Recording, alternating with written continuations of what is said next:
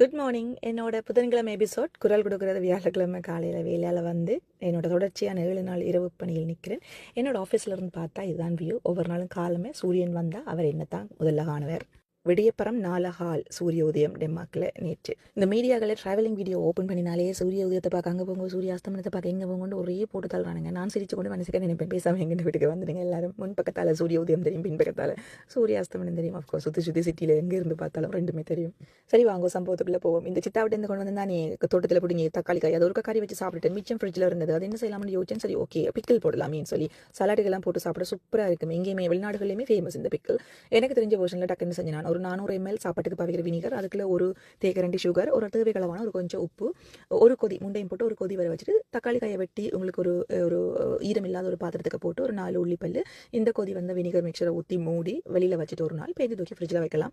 விரும்பினா இதுக்குள்ள ஒரு கொஞ்சம் சில்லி ஃப்ளேக்ஸ் போடலாம். நானும் போடணும்னு தான் நினைச்சேன். அதுக்குள்ள சனோத் ஏதோ அறியணும் கொடுக்க அப்படியே போடாமல் இறங்கிட்டேன். சஞ்சு குட்டி வீட்டை இல்லை, அவர் ஸ்டடி டூர் போயிட்டார் வெளிநாட்டில். அவர் அந்த புது புது ரெசிபியை கொண்டு என்ன பின்னரங்களில் அடுப்படிக்கல அரெஸ்ட் பண்ணி வச்சுக்கிறவர். அவர் இல்லை தானே சமையலுக்கு முழுக்க போட்டுட்டு 2 பேருமே வெளியே தான் சாப்பிட்டது நானும் சனோத்தும்.